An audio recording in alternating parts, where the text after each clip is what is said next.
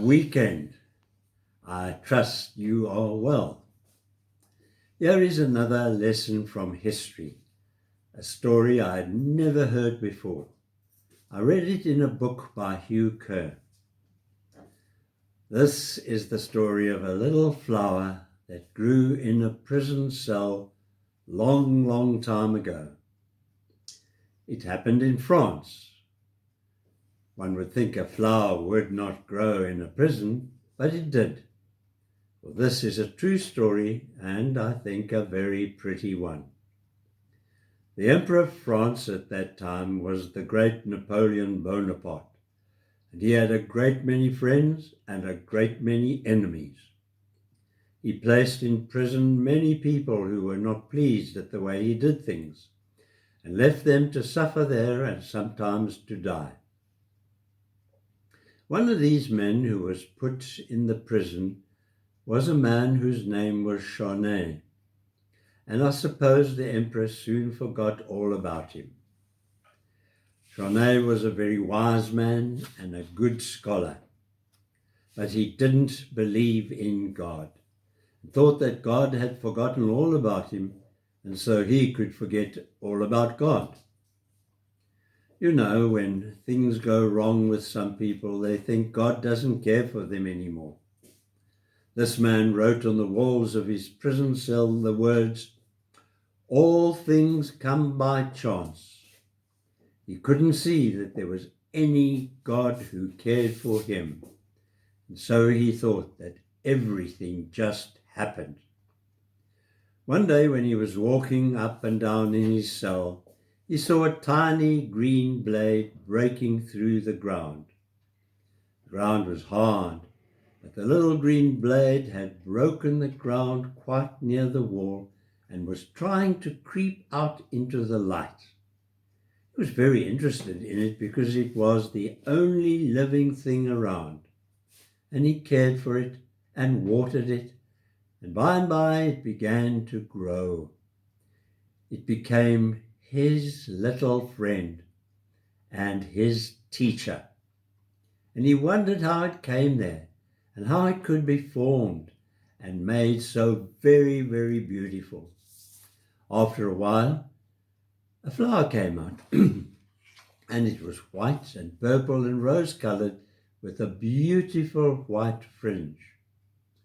The man began to think and wonder, and after a while thoughts of God came into his heart, and he rubbed out the words that he had written on the wall and wrote there instead these words, "He who made all things is God." He felt happier after that and began to think that if God could care for the little flower in the prison cell and make it so beautiful, he could care for him.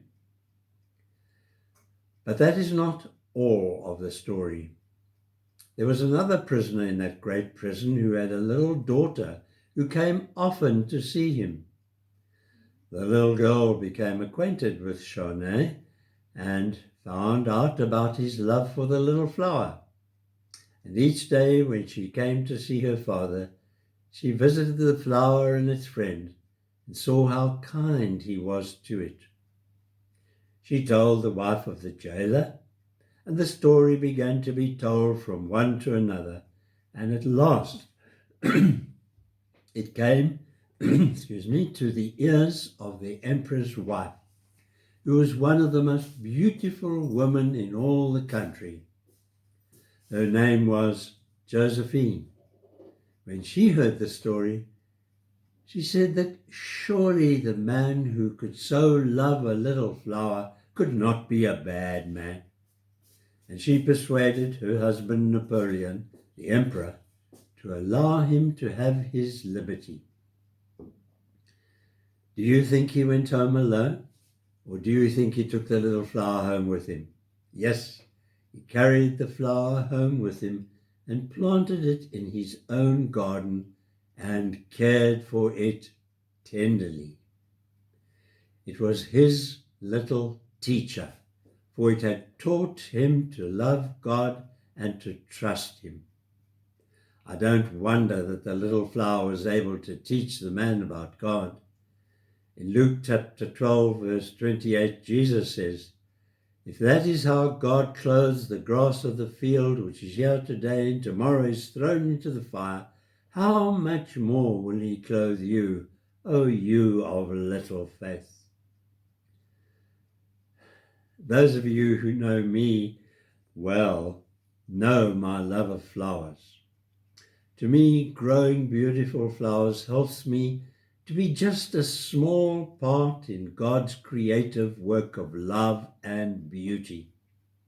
I know that often the wonderful beauty of God's creation has drawn people to him, our Creator and our Heavenly Father.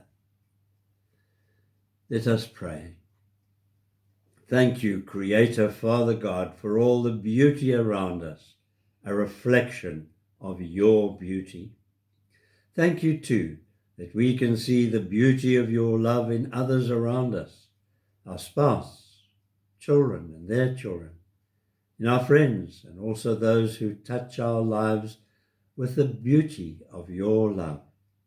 Amen.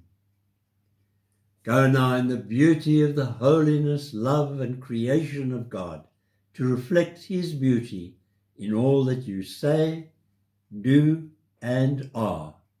Amen.